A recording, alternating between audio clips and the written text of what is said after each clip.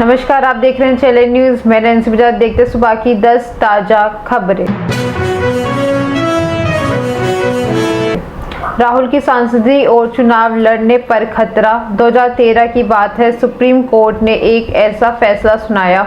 इसके मुताबिक अगर किसी सांसद विधायक को 2 साल या उससे ज़्यादा की सज़ा मिलती है तो उसकी सदस्यता तत्काल प्रभाव से ख़त्म हो जाएगी।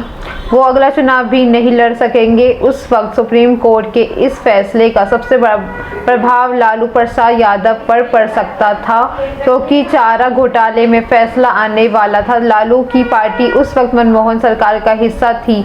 ऐसे में मनमोहन सरकार सुप्रीम कोर्ट के फैसले के खिलाफ एक अध्यादेश लाई, जिसमें सुप्रीम कोर्ट का फैसला निष्प्रभावी हो जाए। 24 सितंबर 2013 को कांग्रेस सरकार अध्यादेश की खूबियां बताने के लिए एक प्रेस कॉन्फ्रेंस बुलाती है। इसी बीच प्रेस कॉन्फ्रेंस में राहुल गांधी पहुंचकर कहते हैं कि ये अध्यादेश बकवास है और इसे फाड़कर फेंक देना चाहिए। उन्होंने अध्यादेश की कॉपी को फाड़ दिया था। इसके बाद अध्यादेश वापस ले लिया जाता है। 10 साल बाद राहुल गांधी को सूरत कोर्ट ने मानहानि का दोषी करार देते हुए 2 साल की कैद की सजा सुनाई है। ऐसे में चर्चा है कि अगर वह अध्यादेश पास होता तो आज राहुल गांधी पर लोकसभा सदस्यता जाने का खतरा नहीं मंडराता। गजवा-ए-हिंद मामले में 7 ठिकानों पर एनआईए की रेड। 23 मार्च 2023 को एनआईए ने एक साथ गजवा-ए-हिंद मामलों से जुड़े 3 राज्यों के 7 ठिकानों पर छापा मारा है। इनमें महाराष्ट्र के 3, गुजरात 3 और मध्य प्रदेश का 1 ठिकाना है। 8 महीने पहले 22 जुलाई 2022 को बिहार में दर्ज केस में एनआईए ने ये कार्रवाई की है। गजवा का अर्थ होता है इस्लाम को फैलाने के लिए की जाने वाली जंग। इस युद्ध में शामिल इस्लामिक लड़ाकों को गाजी कहा जाता है। इस तरह मोटे तौर पर गजवा-ए-हिंद का मतलब भारत में युद्ध के जरिए इस्लामिक राज्य की स्थापना करने से है।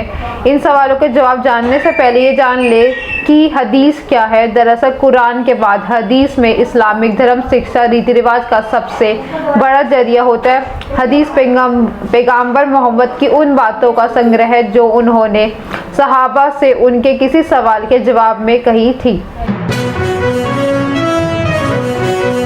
लंदन में खालिस्तान समर्थकों के प्रोटेस्ट पर दिल्ली में एफआईआर। अमृतपाल सिंह के समर्थन में खालिस्तान समर्थकों ने 19 मार्च का लंदन हाई कमीशन में तिरंगा हटा दिया था। मामले में गृह मंत्रालय के निर्देश पर दिल्ली पुलिस ने शुक्रवार को एफआईआर दर्ज की है। 19 मार्च को हुए इस प्रदर्शन को लेकर इंडियन फॉरेस्ट हाई कमीशन में रिपोर्ट मिलने के बाद गृह मंत्रालय ने मामले की जांच का जिम्मा स्पेशल सेल को सौंपा है। सूत्रों के मुताबिक स्पेशल सेल भारतीय दंड संहिता आईपीसी, गैरकानूनी गतिविधियां रोकथाम अधिनियम यूएपीए और सार्वजनिक संपत्ति को नुकसान की रोकथाम अधिनियम पीडीपीपी के तहत मामला दर्ज किया है।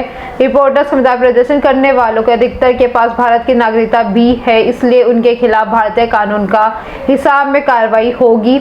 लंदन स्थित भारतीय हाई कमीशन के बाहर तिरंगे का अपमान करते वाले खालिस्तान समर्थक अवतार सिंह खन्ना को ब्रिटेन में गिरफ्तार कर लिया गया। खन्ना प्रतिबंधित group Babbar Khalsa international BKI का सदस्य है। वहीं पंजाब में चल रही जांच में सामने आ रहा है कि खन्ना ही अमृतपाल का हैंडलर है। गहलोत के खिलाफ चल सकता है मानहानि का केस। संजीवनी घोटाले में केंद्रीय जल शक्ति मंत्री गजेंद्र सिंह शेखावत और उनके परिवार को अभियुक्त बताए जाने के सीएम अशोक गहलोत के बयान पर सियासी लड़ाई अब अदालत पहुंच गई है। गजेंद्र सिंह शेखावत की तरफ से दायर मानहानि केस अशोक गहलोत के खिलाफ समन जारी करने पर दिल्ली के राउ एवेन्यू कोर्ट ने फैसला सुरक्षित रखा है। सीएम अशोक गहलोत को समन जारी करके आदेश पर अब 24 मार्च का फैसला आ सकता है। संजीवनी घोटाले को लेकर सीएम अशोक गहलोत के बयान को मानहानि बताते हुए गजेंद्र सिंह शेखावत ने पिछले दिनों राउस एवेन्यू कोर्ट में केस दायर किया था। मानहानि केस की शुरुआती सुनवाई के बाद अब समन जारी होने हैं। इसमें गहलोत के खिलाफ मुकदमा चलाने की मांग की गई है। समन जारी होने के बाद इस मामले में आगे का एक्शन तय होगा। केंद्रीय मंत्री गजेंद्र सिंह शेखावत की ओर से कोर्ट ने सीनियर एडवोकेट विकास पहावा पेश हुआ। विकास पहावा ने तर्क दिया है कि 2019 में दर्ज एफआईआर के मामले में मुख्यमंत्री अशोक गहलोत ने बेबुनियाद आरोप लगाए। में एक घर पर ग्लाइडर गिरा। झारखंड के धनबाद शहर के आसमान से सैर कराने वाला एक ग्लाइडर गुरुवार को एक घर पर आ गिरा। इस हादसे में पायलट और ग्लाइडर में बैठा पैसेंजर घायल हो गया। शुरुआती जांच में हादसे की वजह तकनीकी खराबी बताई जा रही है। ग्लाइडर ने गुरुवार को बरवा अड्डा हवाई पट्टी में उड़ान भरी थी और वो शहर के ऊपर चक्कर लगा रहा था। इस दौरान तकनीकी खराबी की वजह से ग्लाइडर बेकाबू होकर बिरसा मुंडा पार्क के पास एक घर पर जा गिरा। इसमें ग्लाइडर पूरी तरह से क्षतिग्रस्त हो गया है और उसमें सवार पायलट और एक पैसेंजर घायल हो गए। स्थानीय लोगों की मदद से उन्हें पास से एक निजी अस्पताल में भर्ती कराया गया। उनकी स्थिति गंभीर बनी हुई है। ग्लाइडर पिछले कुछ दिनों से लोगों को धनबाद शहर दिखा रहा है। 80 HP का सिंगल इंजन और 2 सीटों वाला मोटर ग्लाइडर, उसे उड़ान के लिए एक्सपर्ट्स भी मौजूद है। इस योजना की शुरुआत के साथ ही उम्मीद की गई है कि ये लोगों को खूब पसंद आएगा।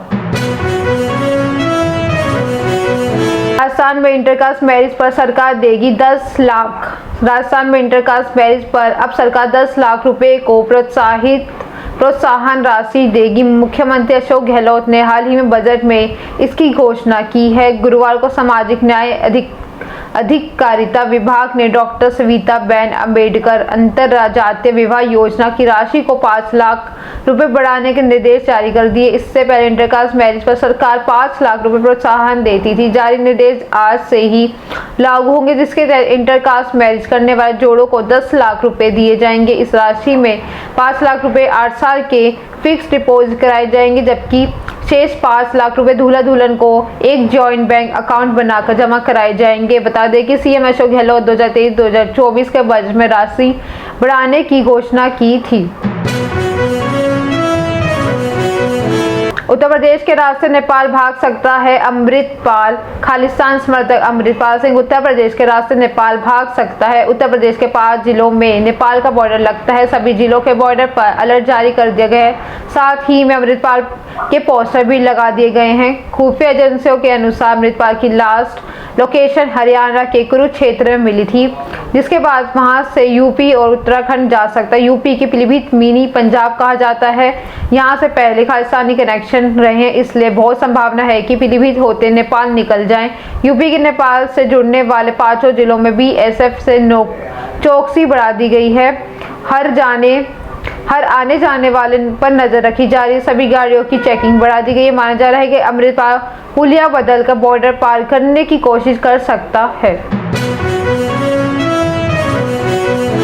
कानपुर में अपार्टमेंट बनाने के नाम पर धोखाधड़ी। कानपुर में फ्लैट बनाने के नाम पर करोड़ों रुपए की धोखाधड़ी का मामला सामने आया। 600 फ्लैट के नाम पर करोड़ों रुपए की धोखाधड़ी की गई। इसमें फ्लैट खरीदने के नाम पर बुकिंग अमाउंट देने वाले भी परेशान घूम रहे हैं। गुरुवार देर शाम को फ्लैट खरीदने वालों ने स्थानीय होटल में प्रेस कॉन्फ्रेंस कर अपनी समस्याओं बताई। शहर में फ्लैट बना रही निजी कंपनी के पार्टनर ने ही कंपनी के अन्य 3 पार्टनर समेत 7 लोगों के खिलाफ धोखाधड़ी की रिपोर्ट कराई है। कोतवाली थाना पुलिस मामले की छानबीन कर रही है। वादी का आरोप है कि फर्म बनाकर आम लोगों के साथ धोखा किया जा रहा है। लगभग 50 करोड़ रुपए की बुकिंग के नाम पर लिए गए उन्होंने पार्टनरशिप तोड़ी। इसमें चेक से भुगतान किया गया, चेक में बाउंस हो गया है। इस मामले में भी कोर्ट परिवाद दर्ज कराए गए हैं। चकेरी स्टेशन रोड निवासी तेज नारायण सिंह ने बताया है कि फरवरी 2014 को छोटी धन तोली नागपुर निवासी परेश भिड़े ने आकर यहां 200 करोड़ के प्रोजेक्ट में काम करने का प्रस्ताव रखा। जुलाई 2014 में परेश भिड़ ने कंपनी पंजीकृत कराई। उसका पंजीकृत कार्यालय नागपुर व कॉर्पोरेट ऑफिस सिविल लाइंस में खोला गया। पाकिस्तान में हो सकता है आधा एशिया कप। सितंबर में इसी साल होने वाला एशिया कप पाकिस्तान में भी हो सकता है। ESPN के क्रिकेट इन्फो की रिपोर्ट के अनुसार टूर्नामेंट के ज़्यादातर मैच पाकिस्तान में होंगे। हाल की भारतीय टीम के जितने भी मैच होंगे उन्हें UAE, ओमान, श्रीलंका में किसी एक जगह शिफ्ट कराया जा सकता है। टूर्नामेंट में 3 बार भारत पाक मैच होने की उम्मीद है। इस बार का एशिया कप सितंबर के शुरुआती सप्ताह में होने है। 13 दिनों का चलने वाले 6 टीमों का टूर्नामेंट है। फाइनल समेत कुल 13 मैच होंगे। भारत और पाकिस्तान एक ही ग्रुप में है। उनका एक साथ एक टीम क्वालिफाई करके पहुंचेगी। वहीं श्रीलंका, बांग्लादेश, अफगानिस्तान दूसरे ग्रुप में है। एशिया कप की शुरुआती स्टेज में भारतीय टीम में 2 मैच खेलेंगी। एक ही मैच जीतने पर टीम सुपर 4 स्टेज में पहुंचेगी। यहां उन्हें 3 मैच खेलने होंगे। अगर टीम इंडिया फाइनल में भी पहुंचती है तो टूर्नामेंट में कुल 6 मुकाबले खेलेगी। भारत के फाइनल पहुंचने की स्थिति में उस मुकाबले को भी न्यूट्रल वेन्यू पर शिफ्ट किया जाएगा। क्या राघव चड्ढा को डेट कर रही हैं परिणीति चोपड़ा? क्या एक्ट्रेस परिणीति चोपड़ा आम आदमी पार्टी के नेता राघव चड्ढा डेट कर रहे हैं? 23 मार्च को रात को उन्हें साथ में घूमते देखा गया तो यही सवाल दिमाग में आया। हाल की सच्चाई ये है कि राघव और परिणीति सिर्फ एक अच्छे दोस्त हैं। परिणीति और राघव को इससे पहले बुधवार को गोरेगांव में वेस्ट इंड होटल में डिनर करते देखा गया था। अगले ही दिन दोपहर में दोनों ने बांद्रा के एक रेस्टोरेंट में लंच किया। बैक टू बैक आउटिंग में फैंस के बीच सच जानने की एक्साइटमेंट बढ़ा दी है। रिपोर्टर्स की माने तो परिणीति चोपड़ा और राघव चड्ढा दोनों ने लंदन में पढ़ाई की है। वो काफ़ी समय से दोस्त है। वो दोनों सोशल मीडिया पर दूसरे को फॉलो भी करते। दोनों को घूमना पसंद है। परिणीति चोपड़ा सिंगल हैं और फिलहाल किसी को भी डेट नहीं कर रही। राघव चड्ढा 34 साल के हैं उम्र में, सिंगल है। परिणीति चोपड़ा और राघव चड्ढा को भारत यूके आउटस्टैंडिंग अविचल ऑनर्स के सम्मान से नवाजा गया है। वहीं पर दोनों की मुलाकात हुई है। ये सुबह की 10 ताज़ा खबरें। ऐसे अपडेट्स के लिए बने रहे हमारे साथ। हमारे चैनल को लाइक करें, कमेंट करें एंड सब्सक्राइब करना ना भूलें। धन्यवाद।